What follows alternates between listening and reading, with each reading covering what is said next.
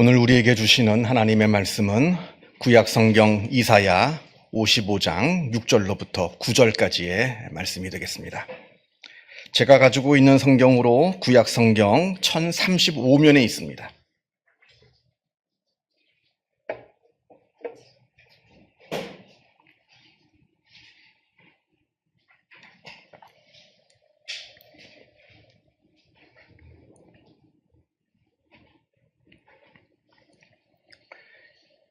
이사야 55장 6절로부터 9절까지 말씀을 봉독합니다. 이 계시의 말씀을 봉독할 때에 살아계신 하나님의 음성을 다 함께 들으실 수 있기를 바랍니다. 너희는 여호와를 만날 만한 때에 찾으라. 가까이 계실 때에 그를 부르라. 악인은 그의 길을, 불의한 자는 그의 생각을 버리고 여호와께로 돌아오라. 그리하면 그가 긍휼히 여기시리라. 우리 하나님께로 돌아오라. 그가 너그럽게 용서하시리라. 이는 내 생각이 너희의 생각과 다르며 내 길은 너희의 길과 다름이니라. 여호와의 말씀이니라. 이는 하늘이 땅보다 높음같이 내 길은 너희의 길보다 높으며 내 생각은 너희의 생각보다 높음이니라. 아멘.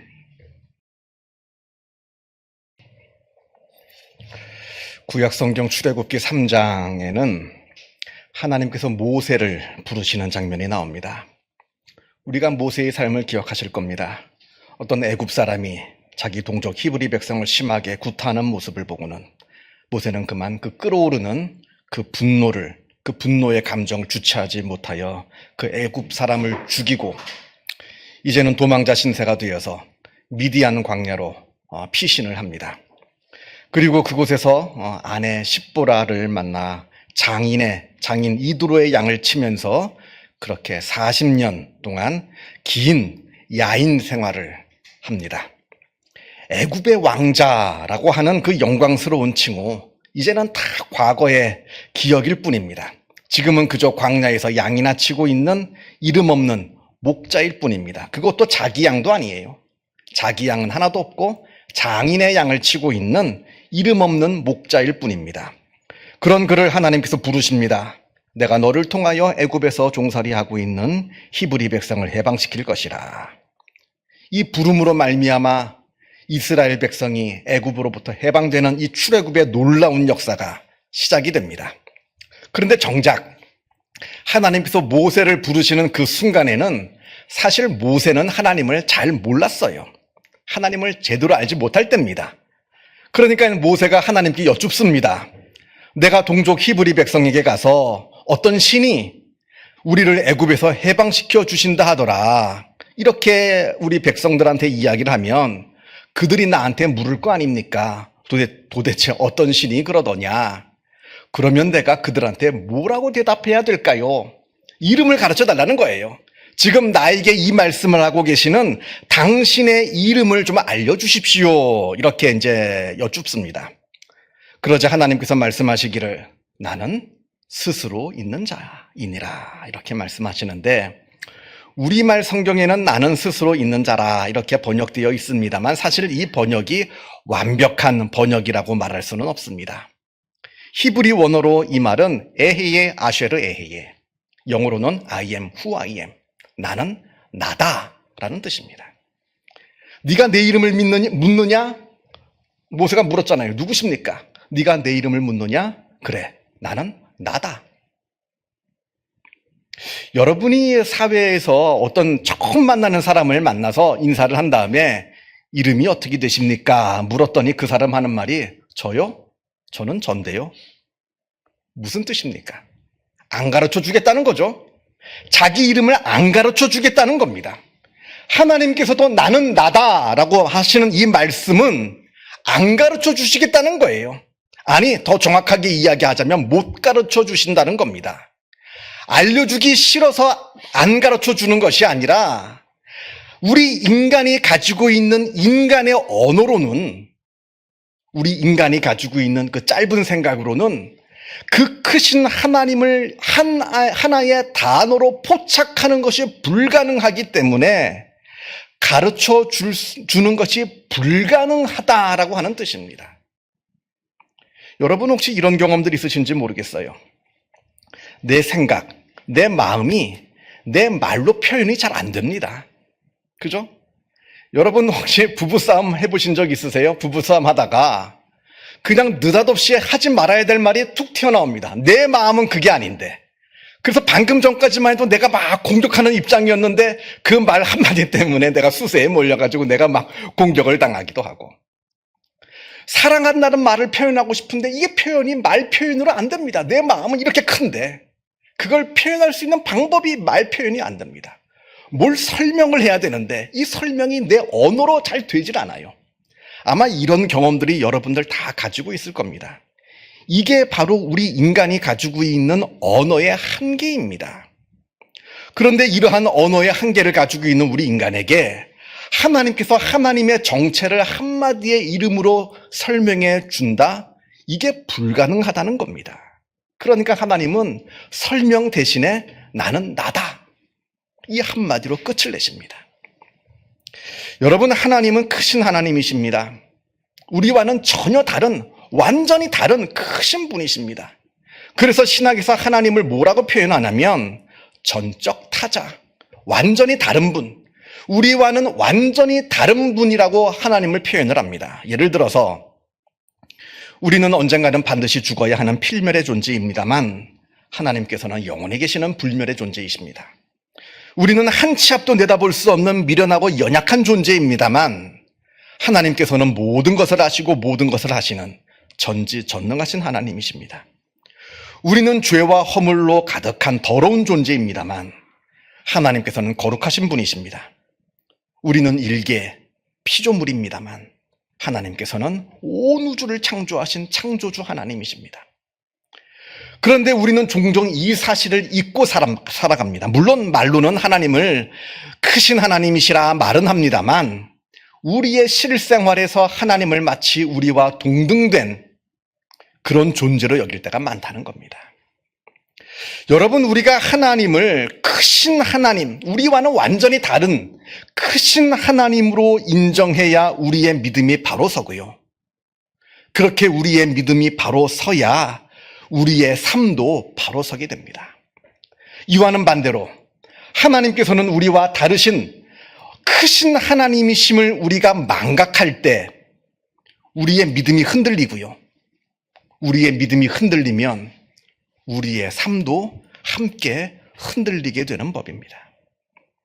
오늘 본문을 보겠습니다. 오늘 본문 8절에 하나님의 생각은 우리의 생각과 다르다 하십니다. 그리고 하나님의 길은 우리의 길과 다르다 하십니다. 9절을 보면 이는 마치 하늘이 땅보다 높음같이 하나님의 생각은 우리의 생각으로는 도무지 도달할 수 없는 그 정도로 높은 하나님이시다. 이렇게 9절에서도 말씀을 합니다. 제가 이제 얼마 전에도 이 이사야 본문을 가지고 설교를 한 적이 있습니다만 이사야 말씀은 물론 성경 말씀이 다 귀하고 다 좋은 너무나 복된 말씀입니다만 특히 이 이사야 말씀은 성경 안에서도 참 신비스러운 말씀이라 말하지 않을 수가 없습니다. 주전 587년 이스라엘이 바벨론에게 멸망을 당합니다. 그리고 그때 살아있는 모든 사람들은 거의 다 바벨론으로 포로로 끌려갑니다. 그러다가 주전 538년에 바벨론에게서 해방이 되어서 다시 고향 땅 이스라엘로 돌아오게 되는 그 긴 역사의 과정들을 다 이 이사야 안에 다 그 모든 과정들이 다 담겨져 있습니다. 그러니까 이사야 안에는 하나님의 심판과 형벌 그리고 용서와 구원의 주제가 동시에 나옵니다. 우리 인간이 당하고 있는 고난에 대해서 말씀하시면서 동시에 이 이사야 말씀 안에는 우리를 치유하시고 회복해 주시는 하나님의 은혜가 있음을 또한 동시에 이야기하고 있는 겁니다. 그러니까 이사야가 말씀하고 있는 하나님은 우리에게 벌을 내리시면서도 동시에 용서해 주시고 우리에게 고난을 주시지만 동시에 우리를 위로하시고 치유하시고 회복시켜 주시는 하나님이시라. 이걸 이야기합니다. 지금 하나님의 변덕을 이야기하는 게 아닙니다. 하나님은 변덕이 죽꾸러서 때렸다가 용서했다가 미워했다가 예뻐했다가 도무지 종잡을 수 없는 그런 괴팍한 하나님이시다. 이걸 이야기하는 게 아닙니다. 이 복잡한 긴 역사의 과정들, 그 모든 역사의 과정들이 모두 하나님께서 뜻하시는 그 선한 방향으로 나아가고 있다는 것을 이사야가 지금 이야기하고 있는 겁니다. 마치 로마서 8장의 말씀처럼 하나님을 사랑하는 자, 곧 그의 뜻대로 부르심을 입은 자들에게는 모든 것이 합력하여 선을 이루느니라. 그 선으로 나아가는 과정 가운데 비록 뼈아픈 고통이 있습니다. 도무지 헤어나올 수 없는 큰 슬픔도 있었습니다. 그런데 그 고통, 그 슬픔 우리만 당하는 게 아니라 합니다. 하나님도 똑같이 우리와 같이 그 똑같은 아픔을 겪고 계시고 우리가 슬퍼할 때 하나님께서도 그 똑같이 우리의 슬픔을 함께 겪고 계신다라고 말씀합니다. 이사야 42장 14절 말씀인데요. 한번 찾아봤으면 좋겠어요, 여러분. 바로 조금만 앞으로 가면 되니까요. 이사야 42장 14절입니다.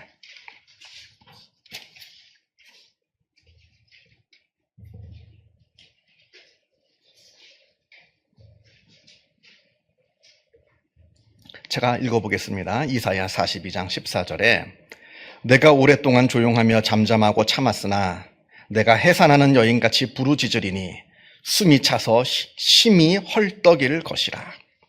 지금 이스라엘 백성들이 고통과 고난을 당하고 있는데 그때 하나님은 멀찍이서 그저 방관자처럼 이스라엘의 고난을 멀찍이서 제3자의 입장에서 바라보시는 것이 아니라 그 순간에 하나님께서 이스라엘의 고난에 참여하신다 합니다. 그 고난을 함께 당하고 계신다는 겁니다. 마치 그 모습을 해산하는 여인과 같다 말씀합니다. 여러분, 여인이 아이를 낳을 때 아이도 고통스럽죠. 아이도 엄마 뱃속에서 나오는 게 참 고통스럽습니다만 그러나 그 아이를 낳는 어머니는 더 큰 고통으로 그 아이의 고통에 참여합니다.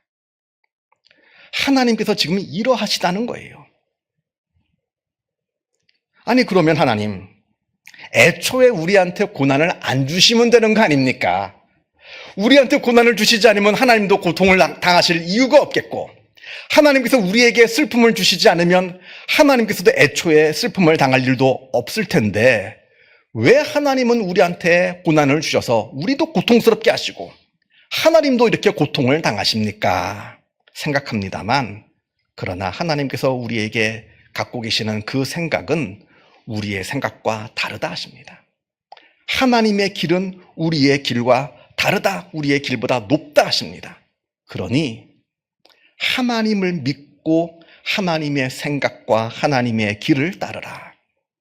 오늘 본문이 그 이야기입니다. 제가 종종 소개해드리는 책이긴 합니다만 빅터 프랭클 박사가 쓴 죽음의 수용소에서라는 이 책은 단순히 아우슈비츠 수용소에서 있었던 그 끔찍한 일들을 회고하는 회고록이 아닙니다. 이 책은 심리학책입니다. 당시 최고의 심리학 교수였던 빅터 프랭클 박사가 자기만의 독특한 이론인 로고 테라피를 자기가 아우슈비츠에서 직접 경험한 그 끔찍한 경험을 통해서 자기의 원래 갖고 있던 그 이론을 증명하고 설명하는 심리학 책입니다. 로고 테라피란 한마디로 이겁니다. 우리 인간은 내가 당하고 있는 그 고통의 의미와 목적을 알면 그 고통을 얼마든지 이겨낼 수가 있다. 이게 로고 테라피의 한 줄 요약입니다. 예를 들어서 수험생이 밤잠 안 자고 공부합니다. 어떨 때는 코피를 흘려가면서 공부합니다. 그 힘든 공부 왜 합니까? 그렇게 공부하고 힘들게 공부한 끝에 내가 시험에 합격하면 얻게 되는 그 기쁨, 그 영광, 그 고난의 그 어려움의 의미와 목적을 알기 때문에 공부하는 겁니다. 쉽게 말하면 이런 거예요. 자, 그런데 문제는 아무리 생각해봐도 도무지 그 의미와 목적을 알 수 없는 고통이 있다는 겁니다. 예를 들면 빅터 프랭클 박사가 당했던 그 아우슈비츠 수용소에서의 그 끔찍한 경험들이겠죠. 거기에 무슨 의미와 무슨 목적이 있겠어요? 끔찍한 고난과 고통의 연속일 뿐이죠. 이때 프랭클 박사가 이야기하는 것이 의미를 넘어서는 초의미, 슈퍼 미닝을 이야기합니다. 우리가 이해할 수 있는 의미를 넘어서는 더 큰 의미, 그걸 우리가 발견해야 한다 합니다. 예를 들어서 젖먹이 어린 아이가 예방접종을 맞잖아요, 병원에 가서. 이 젖먹이 아이가 바이러스가 뭔지, 항체가 뭔지, 백신이 뭔지 그걸 어떻게 합니까? 이건 아무리 설명해줘도 알 수도 없어요. 이해할 수도 없는 겁니다. 그런 상태에서 아픈 주사를 맞았어요. 서러워서 크게 울죠. 웁니다. 세상이 떠나가라 하면서 가장 큰 슬픔과 아픔의 눈물을 흘립니다. 그때 엄마가 꼭 안아줍니다. 위로해줍니다. 귀에다가 속삭여줍니다. 괜찮다. 다 지나갔다. 걱정하지 말아라. 아이는 그 엄마의 그 품에 안겨서 엄마의 속삭임을 듣고 그 고통을 이겨냅니다. 백신이 뭔지 항체가 뭔지 그걸 그 순간에 깨달아 알아서 그 고난을 이기는 게 아닙니다. 그건 몰라요. 그러나 나를 사랑해 주는데 엄마의 품에 안겨서 그 고난과 고통을 이겨낼 수 있는 겁니다. 이게 바로 의미를 넘어서는 초의미, 슈퍼 미닝이란 뜻입니다. 우리가 이제 다 하나님을 믿고 있습니다만 제가 볼 때 하나님을 믿는다 할 때는 보통 요 세 가지의 단계를 거치는 것 같아요. 첫 번째는 하나님의 존재를 믿는 단계. 처음에는 하나님의 존재가 그렇게 믿어지지 않다가 어느 순간 하나님은 정말로 계시나 보다 하는 하나님의 존재에 대한 믿음, 하나님의 존재가 믿어지는 그 단계, 그러니까 믿음이 처음 시작되는 단계겠죠. 그게 가장 초보적인 단계이고, 그러다가 두 번째 단계로 올라서는데 하나님의 전능하심이 믿어지는 단계입니다.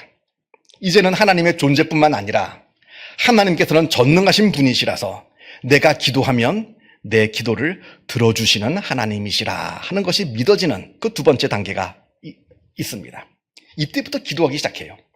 그 전까지는 기도 안 하다가 하나님께서 내 기도를 들어주신다 하는 것이 믿어지니까 기도합니다. 근데 제 목회 경험으로 볼 때 요 두 번째 단계로 막 올라설 때 기도 응답이 엄청 잘 됩니다. 엄청 제가 보면 신기할 정도로 기도 응답을 받아요. 뭐만 기도하면 척척척척 응답 받습니다. 그래서 제가 이제 전에 있던 교회 같은 경우에는 어떤 분은 저한테 막 찾아와요. 막 찾아와서 목사님 아주 신기한 일이 있습니다. 제가 언제 이렇게 기도했는데 그게 기도가 들어져요. 심지어는 하나님 나 이게 먹고 싶은데 그 기도했더니 갑자기 누구를 만나가지고 그거 먹으러 가자 그래서 그거 먹고도 온 적이 있다고 막 자랑을 합니다. 하나님께서 보여주시는 거예요. 믿음에 막 자라나고 있는 그 성도에게 하나님께서는 정말로 살아계시고 전능하신 하나님이시다 하는 것을 막 보여줍니다. 그래서 그 전능하심을 경험하게 되는 단계가 있어요. 자, 그러다가 더 신앙이 성장하게 되면 이제는 하나님의 전능하심뿐만이 아니라 하나님의 섭리하심을 믿는, 하나님의 섭리를 신뢰하는 단계로 올라가야 합니다. 비록 지금 내가 보기에는 도무지 이해가 되지 않는, 도무지 납득이 되지 않는 상황이 나에게 벌어진다 할지라도 이 모든 것들은 하나님께서 나를 선하신 곳으로 이끌고 계시는 그 선하신 계획과 섭리 안에서 이루어지고 있는 사건이다라고 하는 하나님에 대한 신뢰, 하나님에 대한 확신, 이 단계로 올라가야 한다는 겁니다. 남들 같으면 진작에 실망하고 낙담하고 그래서 하나님을 원망하고 하나님께 불평하고 믿음을 떠나겠습니다만 그게 아니라 끝까지 믿고 하나님을 신뢰하고 확신하여 하나님의 인도하심을 따라 걸어가는 그 믿음의 단계. 여러분, 강이 바다로 흘러갑니다. 바다로 흘러가는데 그 강이 흐를 때 그 강이 흘러가는 방향이 항상 바다가 있는 쪽으로만 흐르지 않습니다. 바다가 서쪽에 있다고 강이 언제나 서쪽으로만 흐르지 않는다는 거예요. 굽이굽이 흐르다 보면 때로는 남쪽으로 흐르기도 하고 때로는 반대 방향인 동쪽으로 흘러가기도 합니다. 또 때로는 흐르지 않고 가만히 고여 있는 것처럼 보이기도 합니다. 이때 보통 사람들 같으면 두렵고 불안하죠. 바다는 서쪽인데 강은 동쪽으로 가고 있습니다. 반대 방향으로 가니까. 그리고 또 강이 흐르지 않고 멈춰 있는 것 같으니까 두렵고 불안해합니다. 내 눈앞에 있는 모습만 보니까 두렵고 불안해지는 겁니다. 그래서 하나님을 원망합니다. 하나님께 불평합니다. 이게 보통 사람들의 모습이고요. 그러나 믿음의 사람은 결국 강은 바다로 흐른다는 확신을 가지고 있는 사람입니다.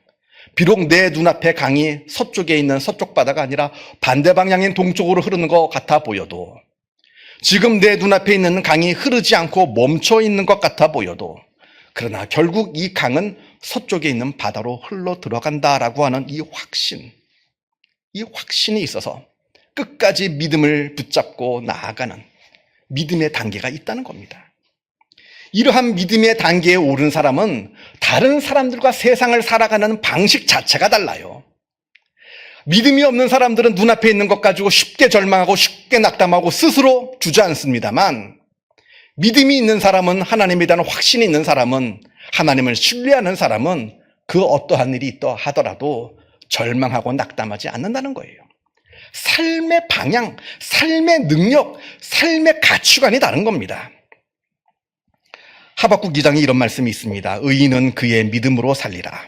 여기서 말하는 의인은 도덕적인 의미가 아니에요. 하나님을 믿는 사람을 말합니다. 그러니까 하나님을 믿는 사람은 그의 믿음으로 말미암아 산다 합니다. 하나님을 믿지 못하는 사람은 세상에서 벌어지고 있는 여러 많은 일들이 자기 뜻대로 자기 계획대로 이루어지지 않을 때, 자기가 생각했던 길로 가지 않을 때 불안해하고 두려워하여 분노하고 절망하다가 스스로 무너집니다만, 그러나 하나님을 믿는 사람, 특별히 하나님의 섭리를 믿고 신뢰하는 우리 믿음의 사람들은 하나님께서 나를 선하게 인도하신다 하는 그 사실을 믿고 의지하기에 끝까지 그 믿음을 붙잡고 살아갈 수가 있다 하는 말씀입니다. 이 말씀이 여러분의 삶 가운데 깊이 자리 잡아 이 자리에 있는 모든 분들이 다 하나님을 바라보며 의지하며 믿음으로 인생의 걸음을 한 걸음씩 한 걸음씩 걸어 나아가는 복된 믿음의 사람들 다 되시기를 바랍니다. 기도하겠습니다.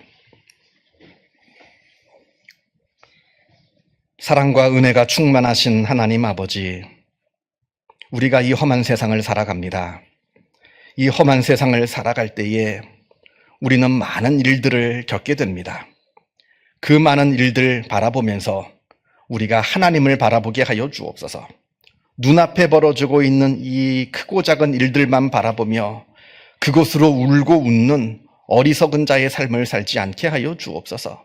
좋은 일을 만나거든 하나님께서 베풀어 주신 은혜임을 깨달아 알아 하나님께 감사하게 하여 주시고, 힘들고 어려운 일을 만나거든 그 속에서 분명 하나님께서 역사하시는 그 섭리가 있다는 사실을, 이 모든 것들이 다 합력하여 선으로 나를 인도하고 있다는 그 하나님을 우리가 바라보며 확신하게 하여 주시어서 우리가 세상에서 무슨 일을 만나든지 그 속에서 하나님을 경험하며 하나님께서 우리에게 베풀어 주시는 그 선한 섭리를 경험하며 살아가는 믿음의 사람들 다 되게 하여 주옵소서.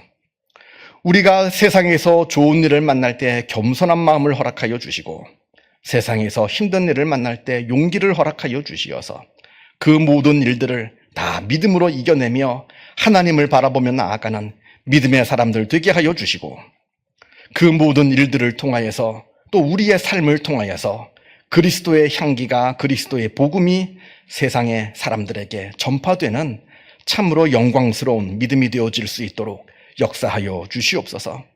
모든 것 하나님께 의탁드리오며 또한 감사드리오며 이 모든 말씀 우리 주 예수 그리스도 이름으로 기도하옵나이다. 아멘.